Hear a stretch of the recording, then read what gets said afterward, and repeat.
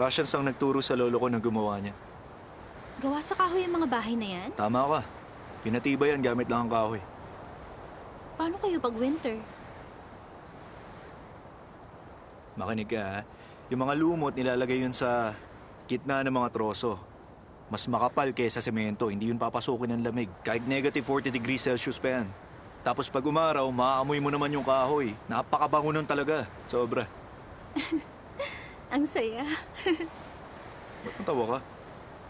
Ang bagay na pangalan na itawag sa'yo, dapat wooden brain, nakakatawa at napakatatag. Nagbago na to kumpara dati.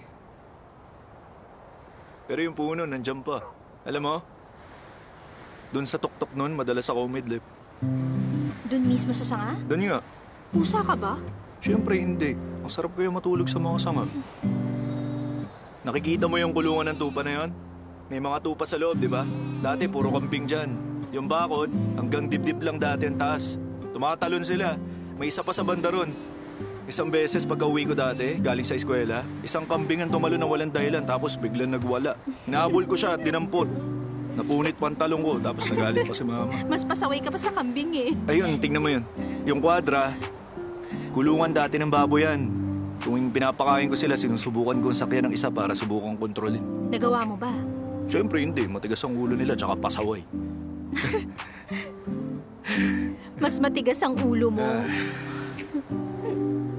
Ang dami masayang alaala. Buti na lang matalino ako. Kahit puro kalokohan. Laging top sa mga exam kahit hindi ako nagre-review. Napakayabang mo naman. Sino kayo? Malamig dyan. Pumasok muna kayo. Inom kayong tubig. Di na ako. Salamat po, Manong. Siya, sige. Sige po. Bye-bye.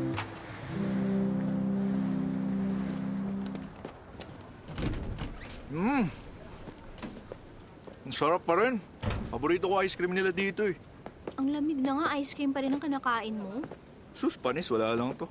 Sanay na kami kahit taglamig. Tikman mo na yan. Direkta sa milk station yan araw-araw, kaya sariwa, purong gatas yan. Wow, puro nga lasa. Gusto to ng mga babae. Marami kang binigyan babae, no? Oo. Pero ikaw pinakagusto kong bilan nito. Ewan ko sa'yo. Alam mo, kanina, nakabisita ka na sa lumang bahay namin. Nagpunta ka rin sa bundok, tapos kumain ka pa nitong ice cream na matagal ko nang gustong ipatikim. Kompleto na lahat. Salamat din kasi naranasan ko yung kabataan mo. Ang totoo niyan, wala kang pinagbago mula nun. Pasaway na batang lumalaban sa kambing. Sa totoo lang, marami na nagbago sa akin.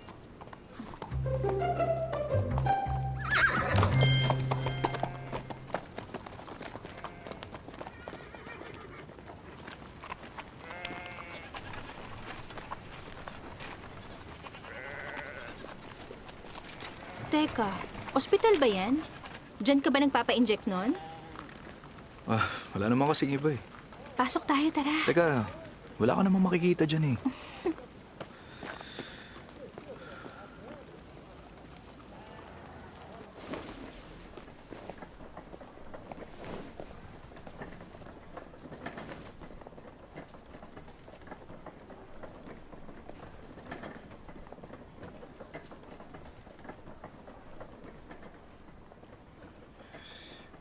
Na-renovate na pala to. Mas gumanda na ngayon.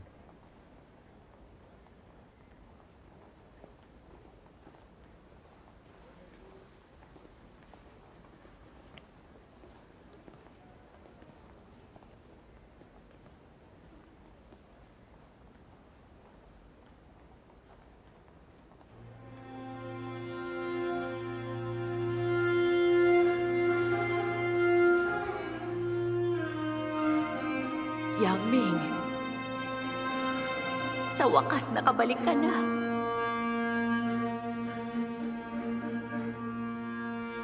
Okay, maayos naman. Doon po tayo sa kabila. Uulitin ko po ha. Ito, iinumin, isa sa umaga, isa sa gabi. 3 araw yan, para gumaling ka. Balik kayo dito paglipas ng 3 araw, okay?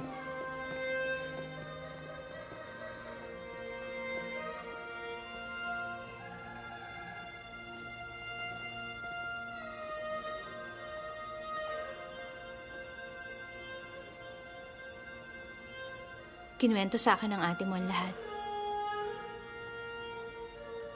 Anong kunento niya sa'yo? Kung ba't pinili mo maging doktor. May nabanggit din si Shiyumang tungkol sa'yo at sa lola mo. Nag-medicine ka raw dahil niligtas ng doktor ang lola mo nung high school ka. Pero ang talaga nangyari, nagkaroon ng misdiagnosis at kinamatay niya. Kaya ka ng doktor.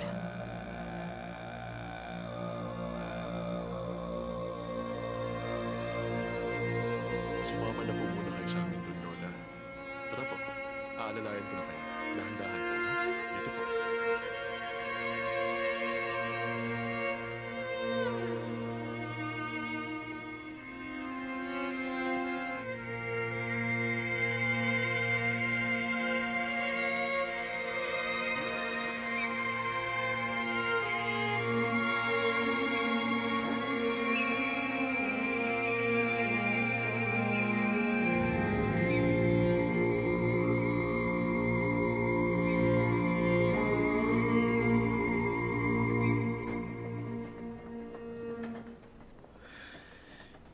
Nung panahon yun, postgraduate na ako. Nagkasakit si Lola nun at dinala sa ospital. Yung gumamot sa kanya nun, bata at baguhang doktor pa lang. Nalaman niyang may problema na sa puso si Lola at gumamit siya ng gamot para sa heart failure. Nag-inject ng sedatives, morphine, oxygen, at nireduce ang heart rate niya.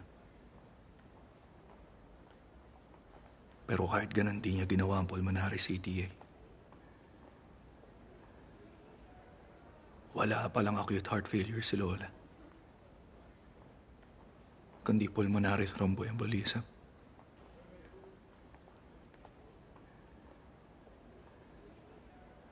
Ginamot niya yung heart failure. At hindi pa rin niya nailigtas.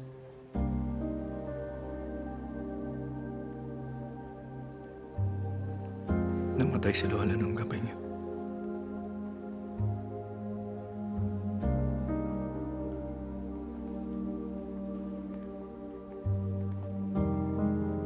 Mula nang nalaman ko ang totoo, bigla ako natauhan.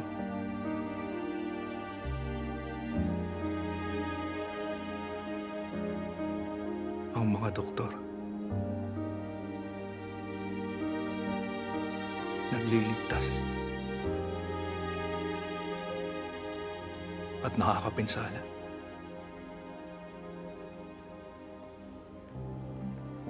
Kaya nito lang takot na ako sa mga high-risk surgery. Kasi alam ko sa sarili ko,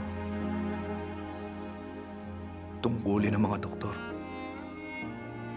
ang magligtas ng buhay.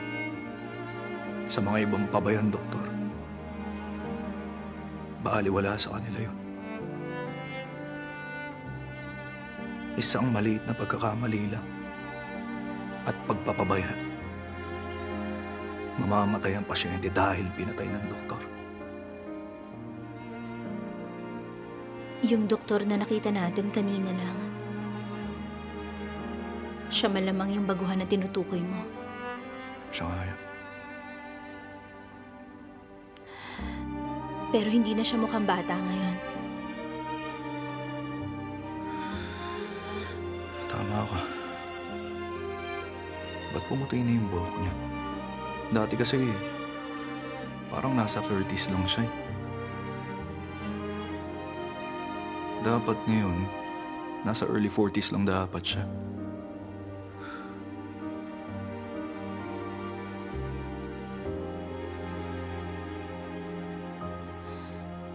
Nagsimula daw pumuti ang buhok niya dahil sa misdiagnosis. Saan mo naman narinig yan? Tinawagan ko kasi siya. Naalala niya lahat. Katulad mo siya. Alam niya ang pagkakamaling nagawa niya. Pwede mong tingnan ng website ng ospital na to. Maraming pasyente na comment. Tinawagan ko ang ilan sa kanila. Lahat sila masaya sa kanyang serbisyo. Talagang inuusisa daw niya lahat ng pasyente hanggang sa kaliit-liitang detalye. Kahit daw limot na ng pasyente, aalamin pa rin niya.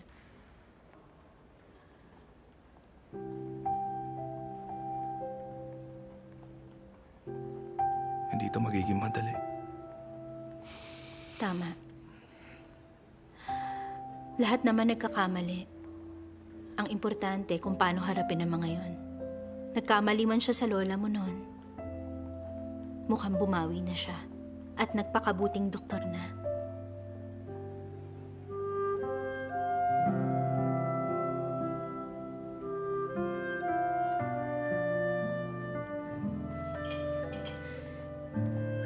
Tara, kausapin natin siya.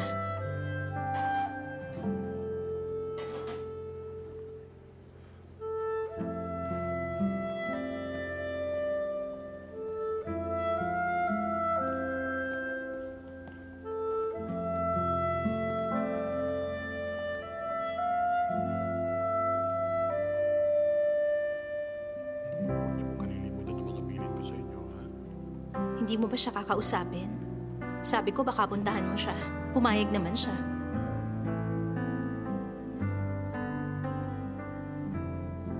Hindi na kailangan. Salamat.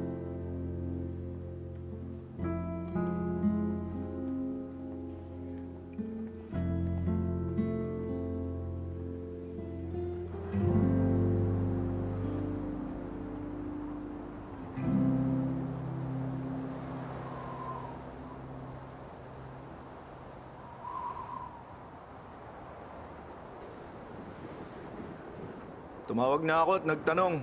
Sabi nila, circuit problem daw eh. Dahil sa snow. Tingin ko matatagalan to. Ba't di ka muna umuwi sa inyo? Bisitahin mong pamilya mo. Wala na akong dadalawin eh. Sina Papa at Mama, madalas palipat-lipat. Pag taglamig, doon sila sa south. Nandun sila sa Hainan ngayon.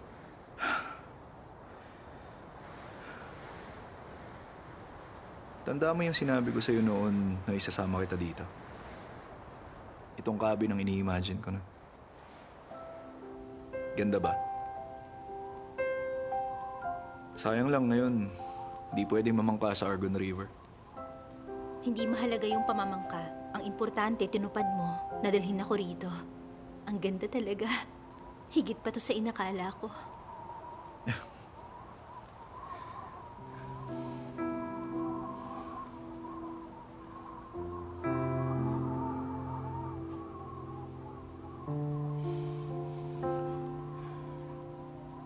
Nagawa mo rin naman, di ba? Nagawa ko ang alin. Binalikan mo kung ano yung nakaraan ko. Dinala mo ako kanina dun sa doktor. Kasi gusto mong mawala yung bigat sa dibdib ko. Nagawa ko naman ba?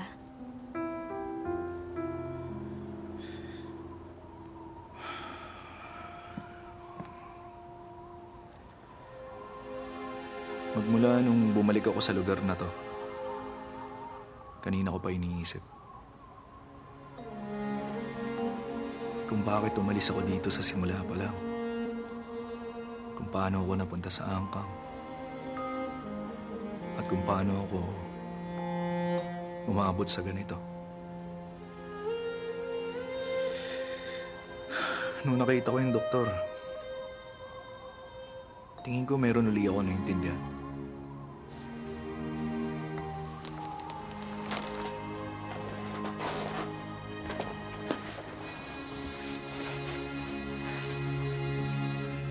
Anong naiintindihan mo?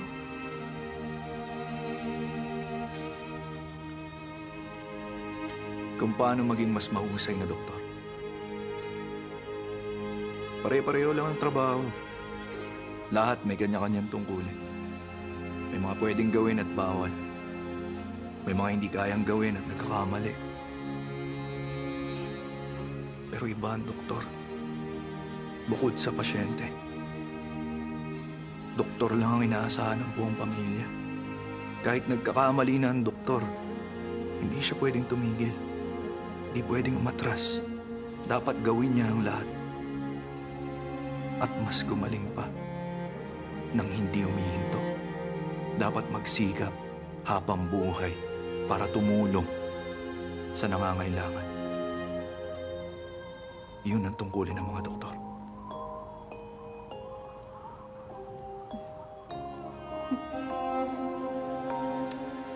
Yan ang Wang Yangming na nakilala ko.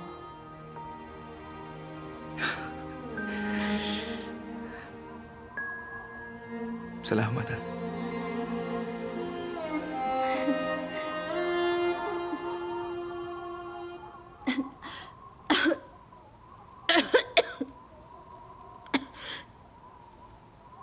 Giniginawa na.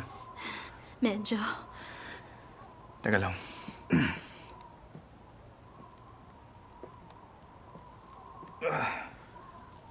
Uy! Ayos! Liga! Liga! Tara!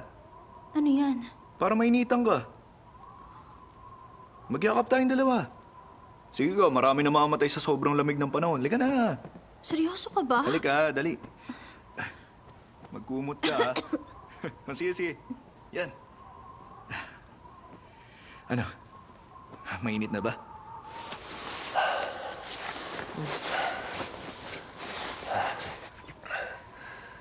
Eh, ikaw ba? Ayos lang ako. Medyo maluwag lang ang jacket ko.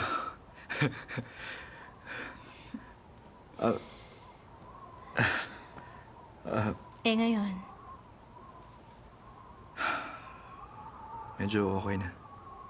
Kumpara kanina.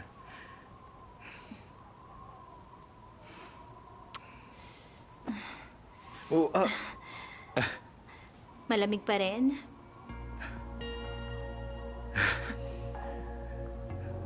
sobrang init na.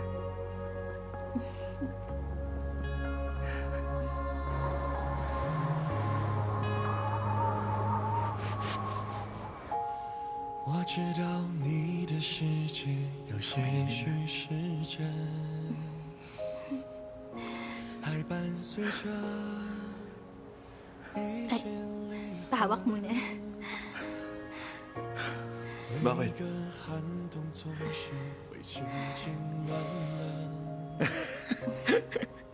Magsa-selfie ka? Teka, ganito ba? Nag-post ka pa, ah. Tingnan mo, hot ba? Ang hot niya. 也许被此刻围困，我会唤醒你空洞眼神，就像是现在的你等，你等，你等，等到我在苍白世界亮一盏灯，我为惨白黄绿色的梦，也像为枯萎灌溉笑容，然后生机。 Uy, tingnan mo, nagsasnow na. Oh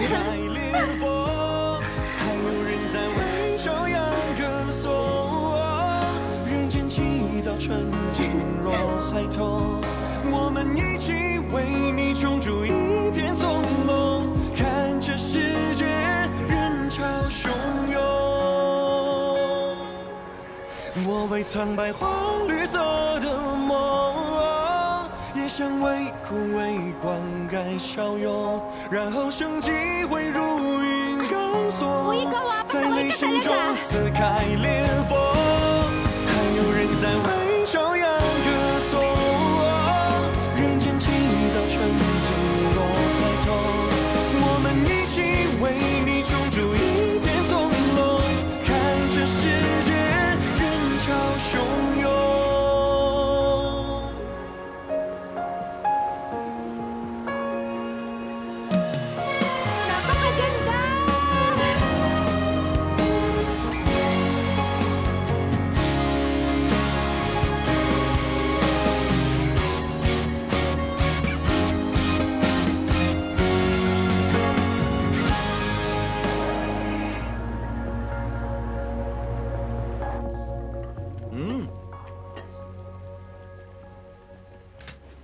Ang bango ah.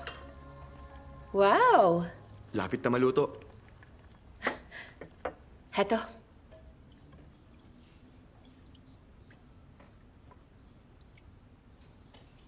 Tikman ko na. Mainit yan, ah.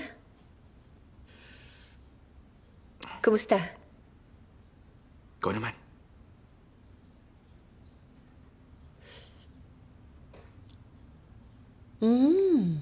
Masarap naman. Pwede na to. Teka, yung soup lang ba? Hindi ka na ba maglalagay ng ibang sangkap? Hindi na. Hindi mahilig si Mama sa mga sangkap. Alam ko ang gusto niya. Ito kasi yung niluluto kong sabaw na palagi kong tinitimpla para sa kanya. Ilang taon na rin niyang hindi natitikman tong sabaw na to. Totoo yan. Matagal ko nang sinasabi sa'yo na ipagluto mo sila eh. Ngayon lang kasi ako nagka-oras. Magandang pagkakataon na to. Tara, sumama ka sa akin. Ako? Oh, Sigurado ka ba? syempre naman. Dapat nun pa. May nangyari lang kasi nito sa kanya eh. Pero ngayon, panahon na para dalawin natin siya. Wala namang problema sa akin na samahan ka. Kaya lang baka ayaw akong makita ng mama mo. Akong bahala. Gawin mo para sa akin. Isa pa, kung ayaw kanyang makaharap, pwede tayong magpaalam agad.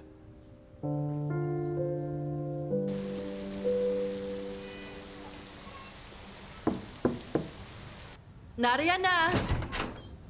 Faye, nakabalik ka na. Kumusta? Mabuti. Sige, balik ka na. Sige. Hello? Ma? Faye.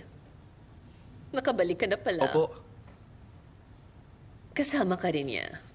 Apa, hi Mrs. Liu.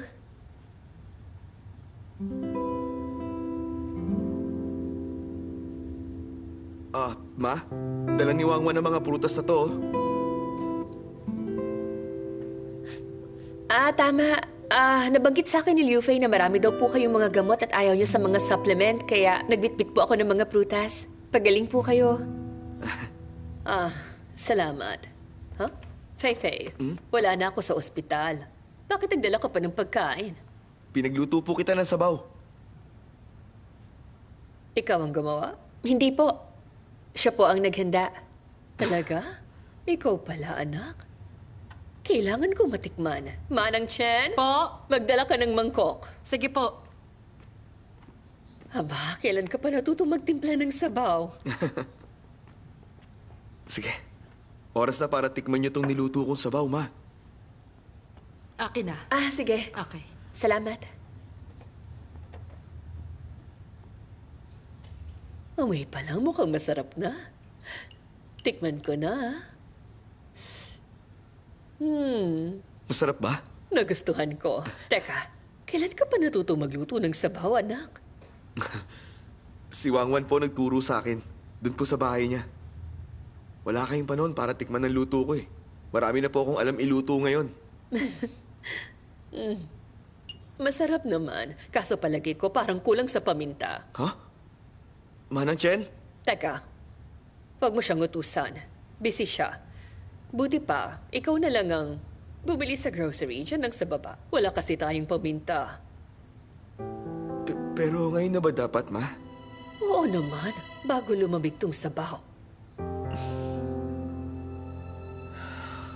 Sige na. Sundin mo ng utos sa'yo ng mama mo. Sige. Babalik po kagad ako, ha?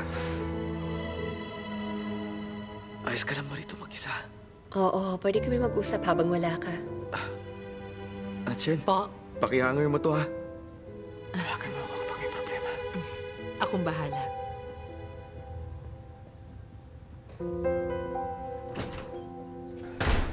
Halika. Upo ka.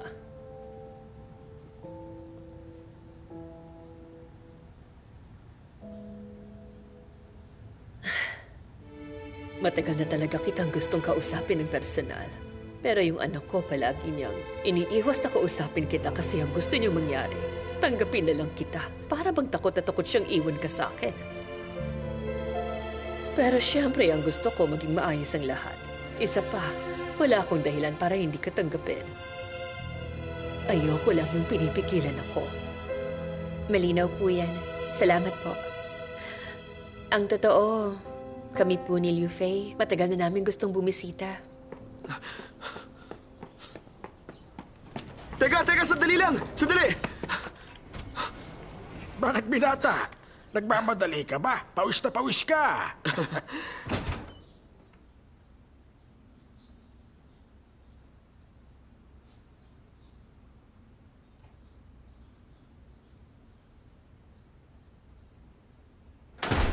Ang mga hydrangea, sensitibo po sila sa araw. Dapat po nasa 3 hanggang 6 na oras lang sila nabibilad, lalo na kapag tag-init. Sobrang lakas ng sikat ng araw. Dapat silang ilipat sa pwesto kung saan hindi maaarawan, sa isa pong ventilated na lugar. Malilimutan ko yan. Ako pong bahala. Alam ko na. Maglalagay po ako ng note dito sa harap. Teka, ang mabuti pa, i-add mo ako sa WeChat. I-chat na lang kita. Sige po. Ita-text kita kapag meron akong mga tanong. Expert ka dito. Hindi naman po ako expert. Marami lang po akong libreng oras. Kayo po ang maraming ginagawa. Okay na po. Ayos. Ma, nandito na po ako. Nandito ka na pala. May mga prutas sa mesa. Kumain ka na muna. Pero, paano po itong paminta? Yung paminta, mabuti pa. Ilapag mo muna sa kusina. Huh? Okay? Interior designer ka rin pala?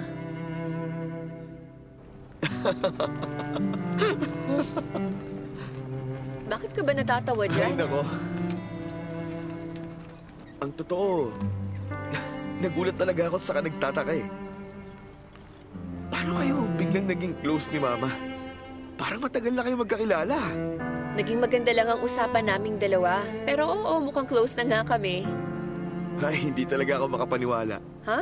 Alam mo, si Fang Xingying, naging close din siya kay Mama. Pero hindi kasing casual yung dalawa. Anong dahilan at naging komportable siya bigla? Anong ginawa mong paraan? Wala naman, nag-usap lang. Marami lang kaming napag-usapan. Tulad ng... Sa amin na lang yun, huwag nang alamin ng usapang babae.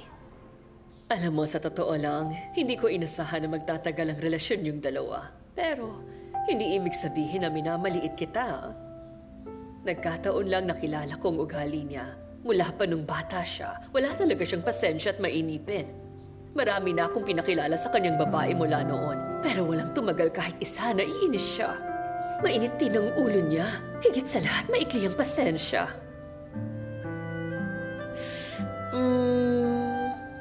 Alam niyo po kung minsan talaga, medyo madali nga po siyang magalit. Pero kahit ganun siya, mabait naman si Liu Fei. At madalas nga po, kalmado naman po siya. Mahaba ang pasensya niya kay Hami at ganun din po sa akin. Ay, yun nga ang dahilan ko bakit hindi talaga ako kumbinsido eh. Sa totoo lang, hindi talaga ikaw ang ideal daughter-in-law na gusto ko. Pero syempre ayoko rin namang makialam. Siyempre, malayang pumili ang anak ko kung sino talaga ang gusto niyang pakasalan. Matagal na niyang alam ang opinyon ko tungkol sa'yo. Kaya lang sa tuwing sinasama ka niya dito sa bahay, ramdam ko na para siyang nagre-rebelde. Gusto niyang patunayan na ikaw ang pakakasalan niya. Hindi niya ako binigyan ng chance ang makausap ka. Yun ang dahilan kaya ako nagalit sa kanya. Ay, ibig bang sabihin hindi ko malalaman ang tungkol dyan? Malalaman mo rin balang araw.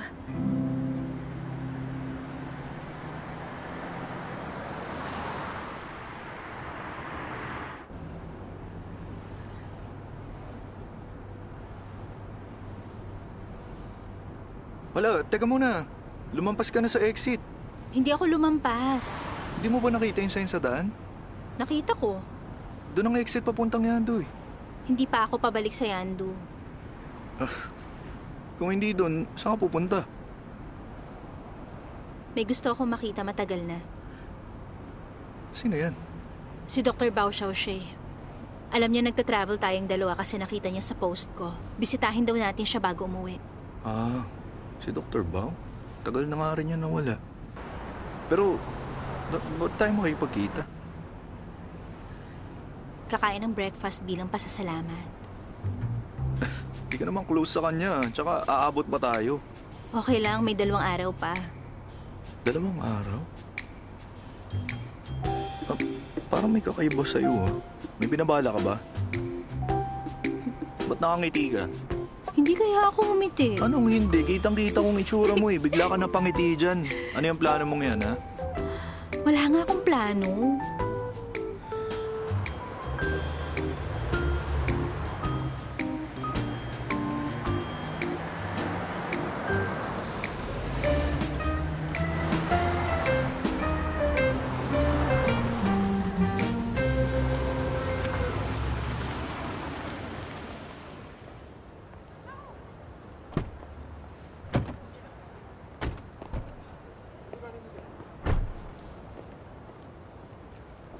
O bakit namumutla ka dyan? Excited ka na bang kumain ng almusal? Bakit naman ako may excite? Nahilo lang ako haba ng biyahe. Parang kamukha to ng ospital niyo sa probinsya. Pero mas malaki ang isang to, tsaka mas luma. Teka, natawagan mo na ba si Bao? Hindi pa, gusto ko siyang sorpresahin. Anong department ba siya? Sa ER yata. Hindi mo tinanong? Malalaman natin online. Meron silang app.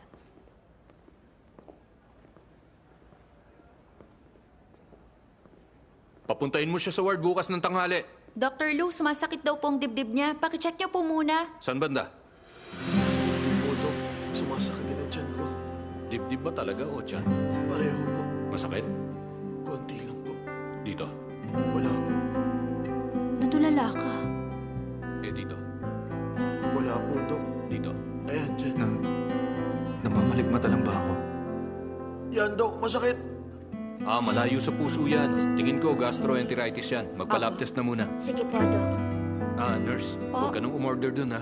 Ayoko yung chili oil nila. Sige po.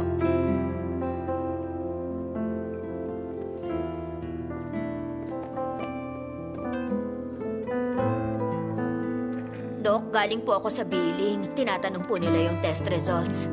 Paki na lang po, Doc. Eto.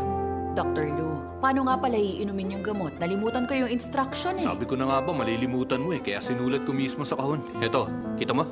Once a day, 1 tablet after dinner. Dapat may laman ng tiyan. Ay, oo nga. Salamat Okay. po, ha? Sige. Dr. Lou, yung patient po sa bed 5, okay na raw siya. Gusto nang umuwi. Paano niya nasabing okay na siya? Ako magde-decide kung kailan siya uuwi. Siya nga pala, Aling. Po? Ayoko ng lunch kahapon. Ang konti ng karne. Sige po. Ikaw nga talaga.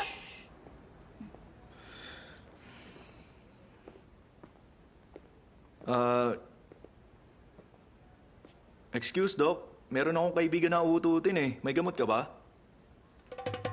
Dalhin sa endocrinology. Bakuna ng stool sample. Yung kaibigan kong yun, nasa Amerika siya eh. Malayo po siya.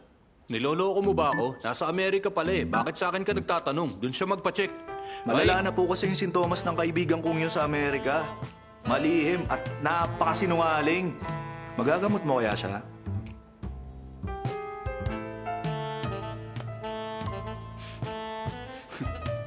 Ganyan ba talagang pagmamahal mo sa akin, ha? Yan, kain na. Sige, kuha na. Subok ko na yan.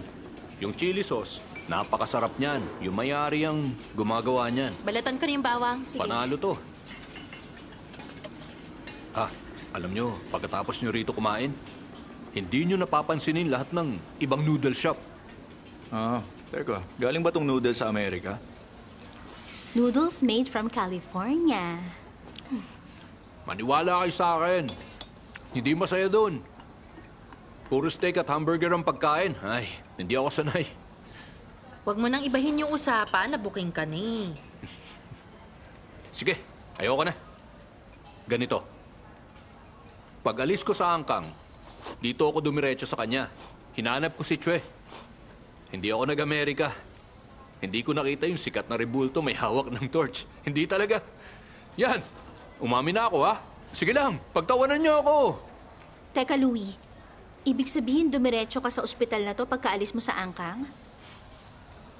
Mula nun, hindi ka na umalis dito? Wala naman akong pupuntahan eh.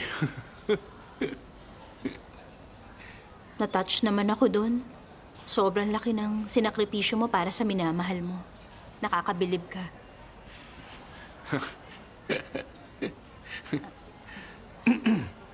Pero alam mo, Master, nakadismaya talaga ha. Umalis ka na walang paalam.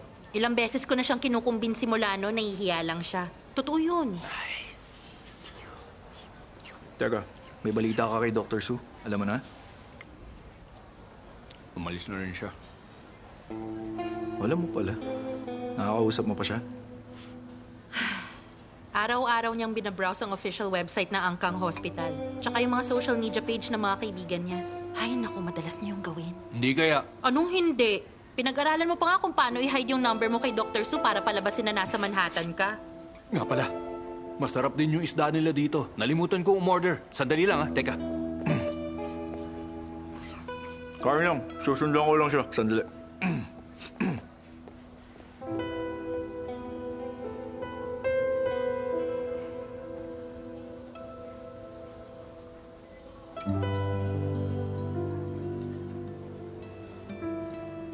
Master, alam ko kung bakit nandito ka.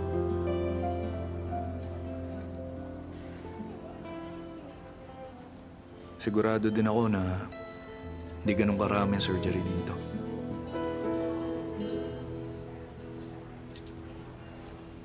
Oo. Tama ka. Hindi may kukumpara ang bilang dito kumpara sa Angkang. Alam mo ba, pag-alis ni Dr. Su, may sinabi siya. At napaisip ako. Nanghihinayang siya. Sayang daw. Yung kakayahan daw niya, hindi na magagamit. Hindi naman yun nasayang. Hindi ko sinabi yon dahil nagdadahilan lang ako. Oo, yung ospital dito, walang major surgery. Pero nagmula ako sa ER. Sa ating apat, pinakamatagal ako sa emergency department. Alam mo ang kulang dito? Mga doktor na may magaling na rescue skills. Doon ako mahusay eh. Sa maniwala ako man o hindi, mas marami akong nailigtas dito kesa nung nasa Angkang ako. Kaya naman, kulang ang magagaling na doktor kahit saan ka pa magpunta.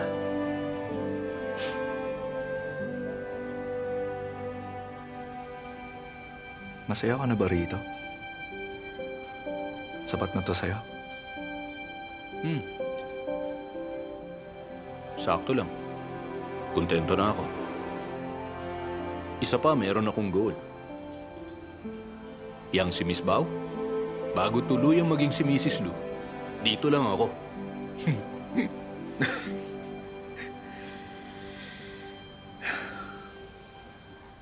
Hindi pa pala kayo kasal? Lampas 1 taon na.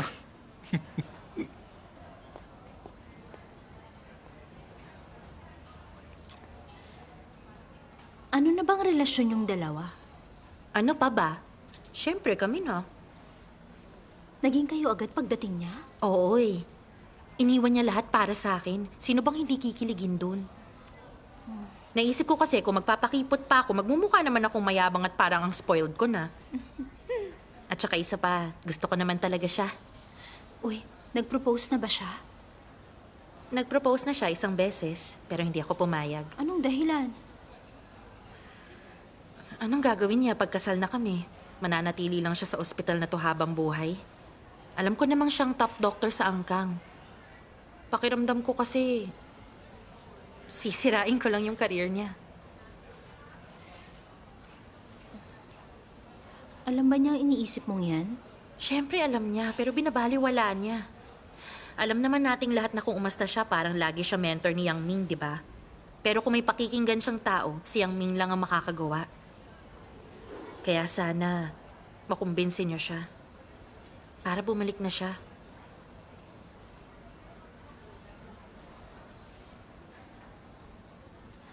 Anong gagawin mo kung umalis siya?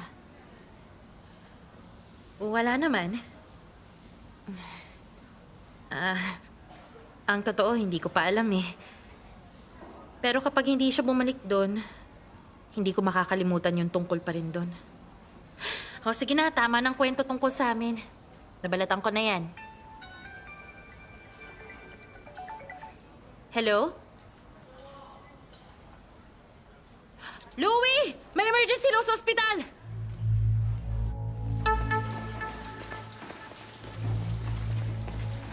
Nandito na si Dr. Lu. Anong lagay niya? Aksidente po, banggaan. Walang heartbeat ang pasyente. Sige.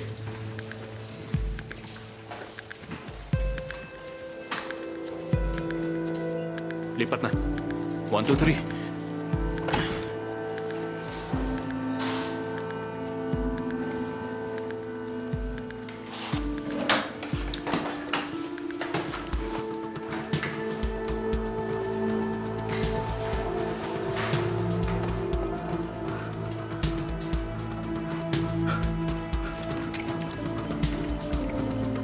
May isa pa pong pasyente, duguan ang mukha. Ipasok mo siya. Ayaw lumabas sa sasakyan. Ayaw lumabas? Nasa kotse pa siya? Opo, may bangga yung kotse. Hindi ko nga alam paano siya nakapag-drive. Tingnan mo na. Wala siyang BP. Defibrillator.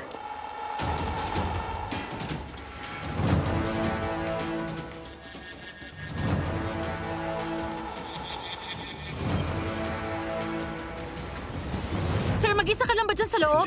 Kaya mong lumabas? Hindi, Sir! hindi. Hindi ako makakalabas.